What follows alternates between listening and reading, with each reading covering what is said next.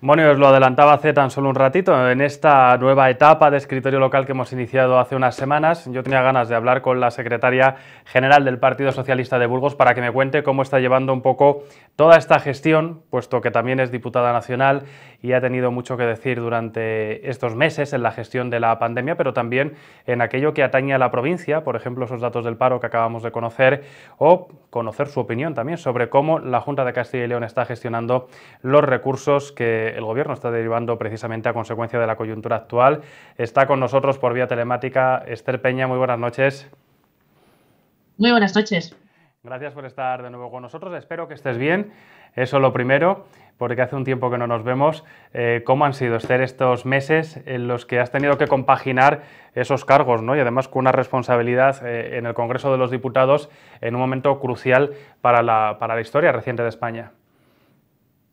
Bueno, pues la verdad es que todos bien y con ganas de comenzar esa nueva normalidad.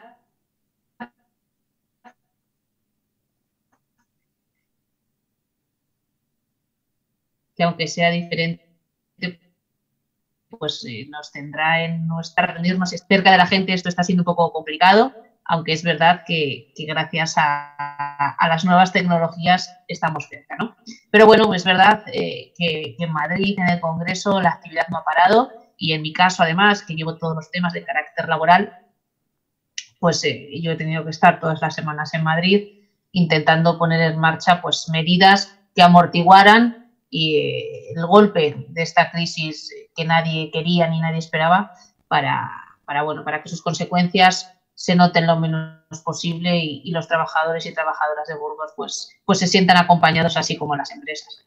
Esther, ¿cómo ha sido la adopción de esas medidas? Porque efectivamente la responsabilidad laboral en un momento como el actual gana especial enteros, ¿no? Quiero decir, al final estamos en un momento con una cantidad de ERTE enorme, un momento en el que muchos autónomos piden ayuda, piden bueno, pues respaldo, pero también pymes y otros empresarios que quieren bueno, pues poder salir adelante manteniendo también el nivel de empleo. Claro, muchas cuestiones en juego. El dinero es el que es, las medidas ha habido, imagino, que dar muchas vueltas. ¿Cómo ha sido un poco toda esa gestión en materia laboral? Bueno, veníamos, por desgracia, de una crisis de hace unos años que respecto al mercado laboral, en el que en el mercado laboral se tomaron medidas de flexibilidad externa. ¿Eso qué quiere decir? Lo sabrán bien muchas personas que nos estén escuchando. ERES, expedientes de regulación de empleo, despidos, destrucción de empleo. Bueno, creíamos que hay otra manera de hacer las cosas y así lo hemos comprobado a través de los expedientes de regulación temporales, de los ERTES.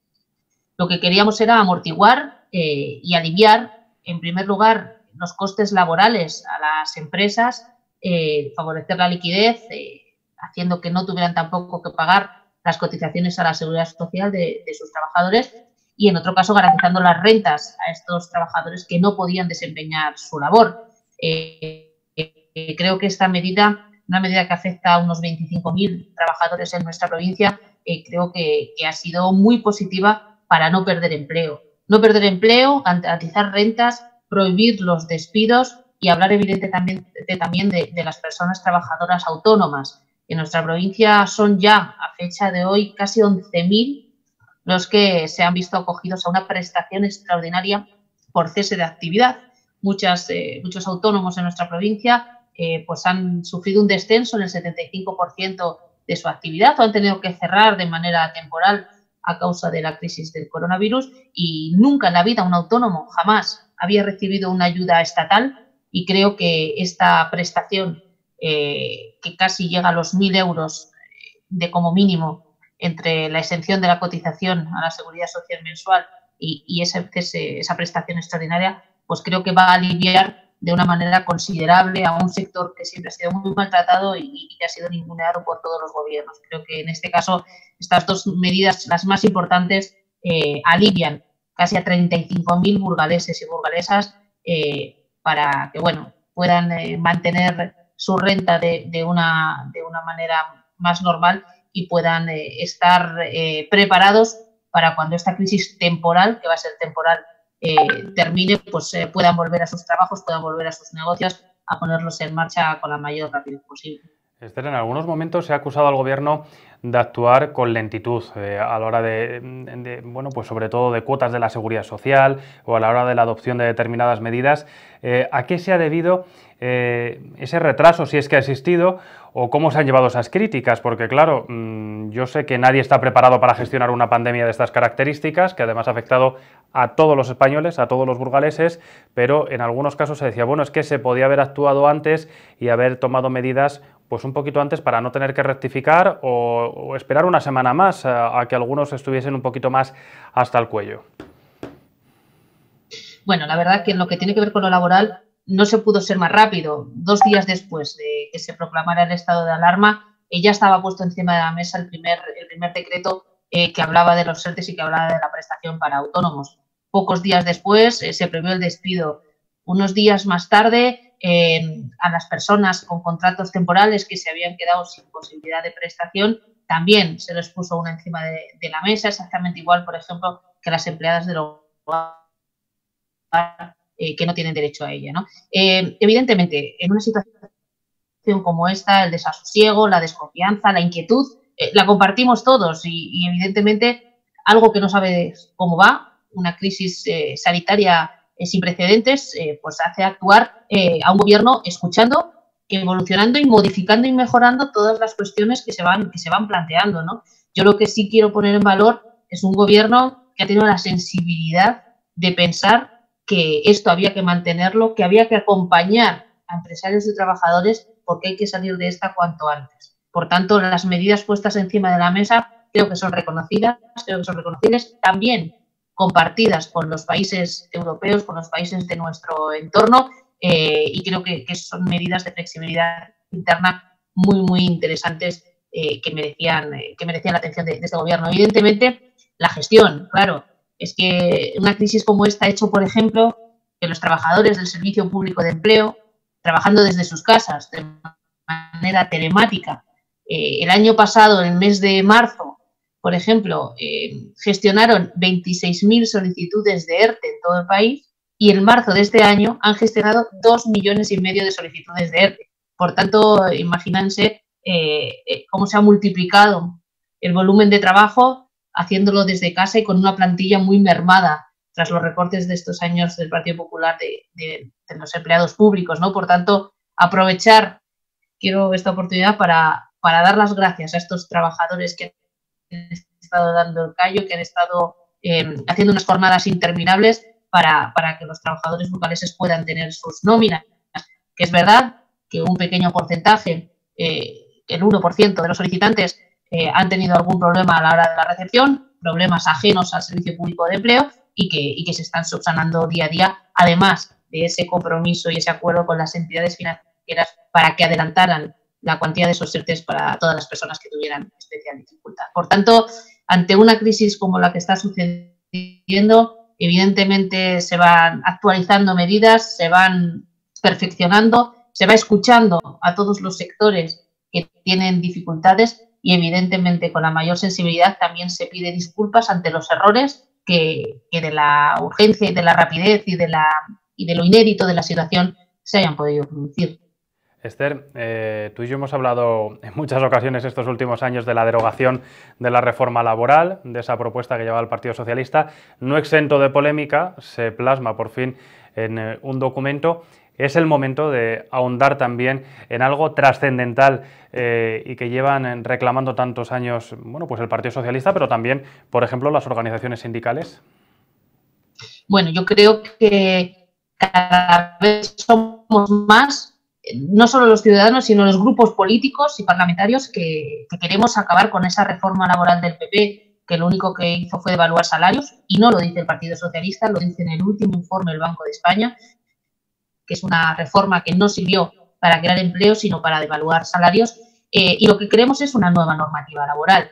Fíjate, yo creo que además esta crisis ha dejado varias cosas claras, entre otras, que hay que apostar por lo público, ¿no? Por la sanidad pública, todos lo tenemos claro, por ese Estado que dé ayudas cuando se necesitan, pero también por hay que regular nuevas formas de trabajo. El teletrabajo, por ejemplo, hay que mejorarlo y perfeccionarlo para que no se den cargas cómo se han podido estar dando para que sea de situación mejor. Estamos hablando también de que hay que regular, por ejemplo, las nuevas formas de trabajo que nos aportan las nuevas tecnologías. Y eso tiene mucho que decir, tenemos mucho que decir aquí en la España vaciada, porque quizá nuestro medio rural tenga una oportunidad en esas nuevas formas de trabajo que nos trae la vía telemática. Estamos hablando de que, por ejemplo, el sistema español generó el año pasado 21 millones de contratos temporales. 21 millones de contratos temporales se firmaron.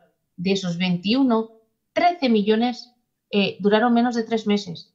Por tanto, este es un sistema macabro que hay que mejorar y yo creo que todos nos merecemos una nueva normativa adaptada al siglo XXI que incorpore las novedades, el teletrabajo, los riders, los falsos autónomos, que dejen de serlo y también que se regulen pues bueno, la causalidad en el contrato y las condiciones dignas de trabajo, ¿no? Hemos comenzado con ese aumento del salario mínimo interprofesional a principios de año, hemos continuado con la derogación de ese artículo 52 que dice que si tenías que ir al médico te podían echar del trabajo. Este próximo miércoles se deroga definitivamente en el Congreso de los Diputados, en el pleno que se celebrará el miércoles, y creo que el siguiente paso es abrir un diálogo con todos, con empresarios, con trabajadores, con representantes del diálogo social para mejorar las condiciones laborales y crear un nuevo estatuto de los trabajadores.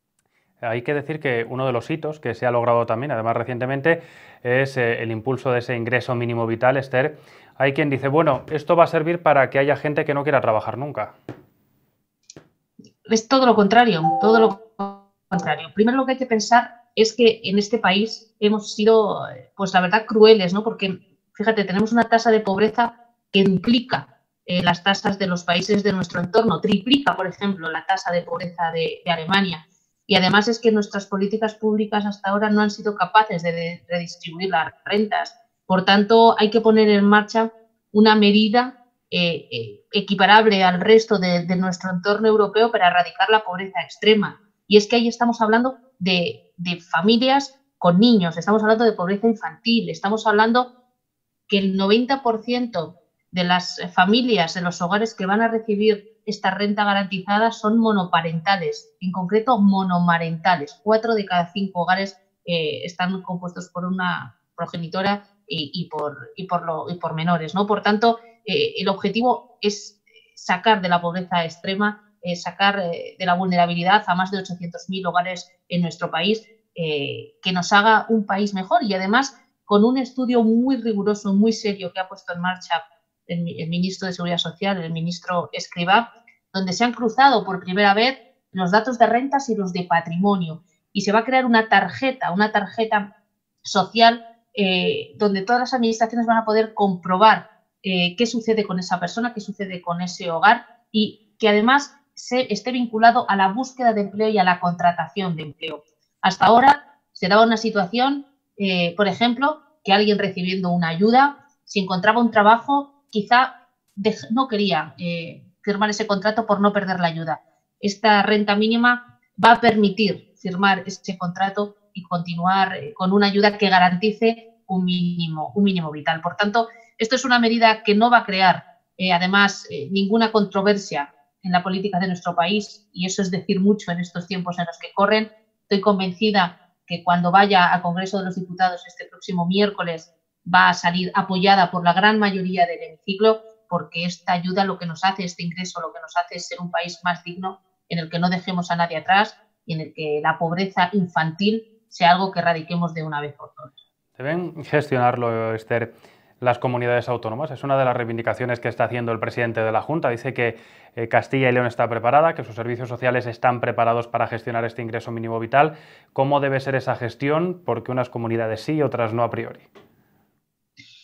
Lo que está claro es que esto no es una ocurrencia, es un trabajo muy serio organizado por el Ministerio en concordancia, en consonancia con todas las consejerías de todas las comunidades autónomas. Está todo muy trabajado. Otra cosa es la demagogia que se haga en la prensa, pero lo que es cierto es que la ayuda de las comunidades autónomas e incluso de los ayuntamientos y diputaciones va a ser fundamental para poner esta ayuda en marcha.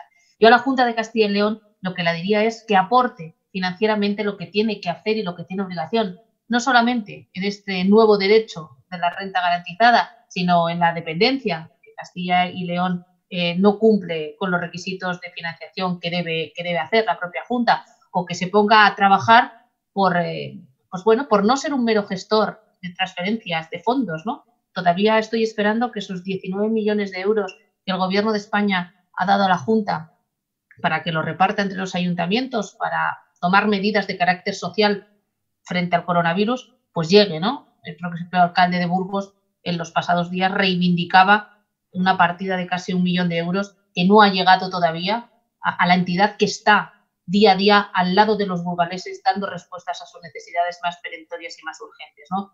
Por tanto, yo creo que si todos somos capaces en cada administración pública de hacer lo que nos toca, llegará a todos, se gestionará de una manera correcta y sobre todo justa, como te decía, para los menores también de nuestra provincia.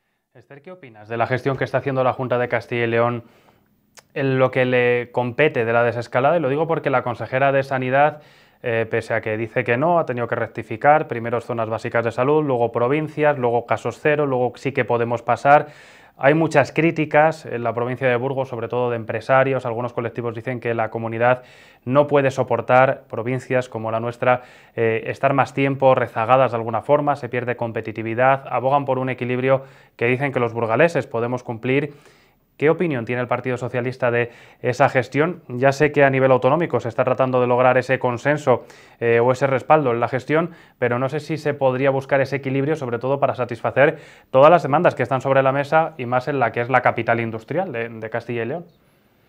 Bueno, yo en primer lugar quería aprovechar para poner en valor el carácter y el compromiso de los burgaleses con la prevención en esta pandemia, ¿no? Yo creo que cuando conocimos que íbamos a ser de los lugares que no íbamos a pasar de fase, los burgaleses fuimos más capaces de poner por delante la prevención, ¿no? Antes que la cura, ¿no? Prevenir antes que curar y de una manera responsable, pues estar ahí al lado de lo que nos están diciendo nuestras autoridades sanitarias. Lo que es verdad es que mientras los burgaleses estamos arrimando el hombro, mientras el Partido Socialista en Castilla y León ha sido el primer partido desde la oposición, además de todo el país, que ha puesto en marcha un acuerdo para la reconstrucción de este país, pues estamos haciendo propuestas y no encontramos mucha respuesta al otro lado. Yo tengo que decir que la Junta de Castilla y León ha estado prácticamente desaparecida y que nos deberían dar explicaciones de por qué no hemos pasado.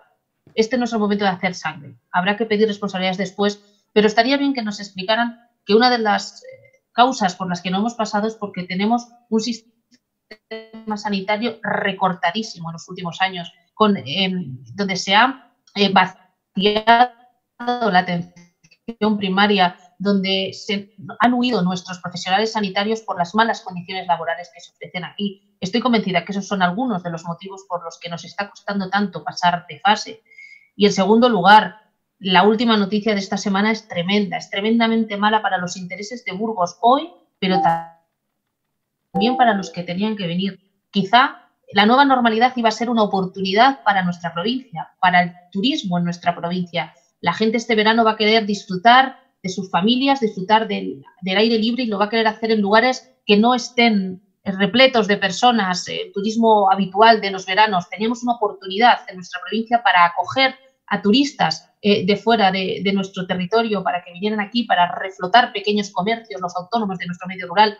Y nos encontramos ante esa oportunidad que la Junta de Castilla y León decide que no va a abrir los consultorios médicos, que no va a haber atención primaria para todos esos turistas que podían venir también, o para todos esos familiares que vienen de otros territorios a llenar nuestros pueblos en verano. Es absolutamente vergonzoso que ya no solo han decidido que hasta octubre, sino que las últimas noticias nos dicen que no vamos a tener consultorios abiertos en el medio rural hasta enero del año que viene. 600 municipios, 600 entidades se van a quedar sin atención médica por la irresponsabilidad del gobierno del Partido Popular y de Ciudadanos en la Junta de Castilla y León. Por tanto, la gestión al principio fue inexistente y cuando les ha tocado mover ficha porque no queda de otra, nos están dando noticias que no nos gustan nada. Aún así, el Partido Socialista, en responsabilidad con los burgaleses, seguirá estando ahí, aportando y apoyando a que este desaguisado que se ha montado tras la crisis del coronavirus se solucione lo antes posible. Respecto a esto que estás comentando, Esther, hay quien piensa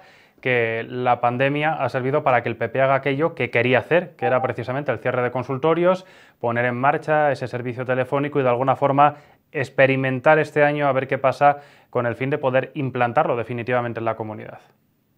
Absolutamente lamentable. Es que es verdad, experimentar con los vecinos, experimentar con los burgaleses. Oigan, los responsables del Partido Popular y de Ciudadanos deberían tomarse más en serio la salud de los vecinos de esta provincia, una provincia que se ha portado siempre muy bien con el Partido Popular y que no ha recibido a la contra lo mismo, ¿no? Por tanto, les vamos a exigir, y así lo vamos a hacer mañana en el Pleno de la Diputación de Burgos y el próximo martes en el Pleno de las Cortes, que se abran estos servicios de atención primaria.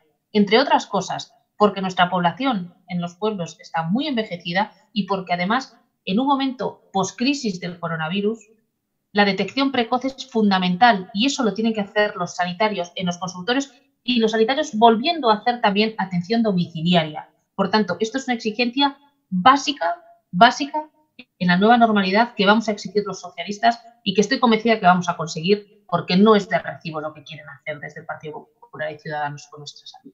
Esther, dos cuestiones antes de despedirnos. La primera, el paro. Sé que es una cuestión que también te preocupa, que sigues muy de cerca además cada mes. Son casi 900 desempleados más este último mes de mayo. Imagino que la preocupación está ahí. Decían los sindicatos que es más de lo que se preveía en la provincia de Burgos, pero que efectivamente la mayoría corresponden al sector servicios, que es uno, si no el más castigado de, bueno, pues de entre todos durante estos meses tan duros de confinamiento. La verdad que lamentar, siempre que haya, aunque sea una sola persona desempleada cada mes en nuestra provincia, es algo que lamentar y algo por lo que nos sirve de acicate para seguir trabajando. Es verdad que además son casi 900 personas las que han pasado a engrosar las listas de desempleo, un desempleo en nuestra provincia además, como siempre, muy feminizado, son muchas más las mujeres que no cuentan con un empleo y que es verdad que esperemos que en los próximos meses se vaya recuperando la normalidad. Es cierto que los datos macro nos dicen que marzo fue un mes muy malo, pero que es verdad que en abril se ha ralentizado la destrucción de empleo. Por tanto, entendemos que esa ralentización, junto a la oportunidad que nos va a dar pues bueno, la nueva normalidad, el fin del estado de alarma, el fin de las fases, pues va a conseguir recuperar esos empleos que se han perdido, además de esas 35.000, 36.000 personas que cuentan hoy con una protección, que quiero recordar, no gozarían si esto dependiera del Partido Popular, porque hay gente que quizá no lo sabe, pero cuando en el Congreso de los Diputados se plantearon la herramienta de los ERTE, que benefician a 24.000 burgaleses, o la herramienta de la prestación por cese extraordinaria para autónomos, que, como te digo, beneficia a unos 10.200 autónomos en Burgos, el Partido Popular votó en contra. Si fuera por ellos, 36.000 burgaleses no tendrían hoy un ingreso de ni un euro al mes en esta crisis tan maldita, ¿no? que nos ha tocado sufrir. Por tanto, creo que hay que seguir en este sentido nosotros apoyando a un gobierno sensible, que es capaz de poner encima de la mesa medidas valientes, que es capaz de exigir a Europa para que nos financien y nos paguen estas ayudas que necesitamos para mantener a flote nuestro mercado laboral, y que estoy convencida que la confianza que tenemos que dar entre todos a los consumidores hará que de esta crisis temporal salgamos cuanto antes y fuertes. Esther, para finalizar, en un momento tan convulso como el actual por tantos motivos y en el que la crispación política ha estado ahí, también en muchas sesiones de los diferentes parlamentos, ¿cómo sienta la secretaria provincial de Burgos que aquí parece que todos se ponen de acuerdo? Burgos Capital y Miranda de Ebro han dado ejemplo de gestión tanto en el confinamiento como en la desescalada, así lo reconoce el Partido Popular, lo reconoce Ciudadanos, así también se ha referido Podemos en las Cortes Autonómicas. Fueron ejemplo al principio y todos alaban la valentía de sus regidores, de Daniel de la Rosa y de Aitana Hernando, a la hora de la adopción de medidas. Han llegado a decir que así se han salvado muchas vidas en ambos territorios y que al fin y al cabo han sido el reflejo de lo que había que hacer luego en toda Castilla y León. La verdad que con orgullo de regidores socialistas sensibles y que han estado en primera línea de batalla cuidando de sus vecinos. Eso es lo que se espera de un alcalde o de una alcaldesa, eso es lo que, en este caso, han tenido la suerte de gozar los burgaleses y los mirandeses, en dos lugares donde es verdad que la crisis repuntó antes que en otros sitios, pero que se tomaron medidas valientes para cerrar las ciudades y poner en marcha la recuperación, que nos ha permitido llegar a este momento con unos datos pues bastante buenos en comparación con otros municipios de nuestra misma posición. Por tanto, qué decir, como secretaria provincial, orgullosa de lo que tiene que ser un alcalde, de lo que tiene que ser una alcaldesa, como muchos otros en nuestra provincia, el alcalde de Medina Pomar, el alcalde de Briviesca, que han estado ahí al pie del cañón, con muchos quebraderos de cabeza, pasando muchas horas sufriendo por los vecinos, pero es lo que nos toca. Esta es la política de verdad, la que está cerca, la que es capaz de solucionar, la que es capaz de cuidar a cada uno de los vecinos de cada una de las ciudades. Bueno, yo te lo pregunto porque además me consta que han sido muchos quebraderos de cabeza. Aitana lo pasó muy mal esos primeros días porque al final toda la responsabilidad y las miradas estaban en ellas. Y qué decir, ¿no?, de Daniel de la Rosa en la capital, que cuando la gente todavía no sabía muy bien qué hacer, bueno, pues decidió tomar esas medidas que al final, insisto, cuando son elogiadas por todos es porque algo se habrá hecho bien, ¿no? Esther, muchísimas gracias por estar con nosotros este ratito, me alegro de que estés bien, espero que pronto nos podamos ver en persona y en cualquier caso seguir en contacto por el bien de Burgos y esperando que al final logremos entre todos vencer a esta pandemia. Muchísimas gracias. Gracias a vosotros también por estar informando y estar también al pie del cañón durante estos meses que han sido difíciles para todos y que la gente desde sus casas necesitaba confianza y tranquilidad a través de la información que habéis dado. Muchísimas gracias, Esther. Salud.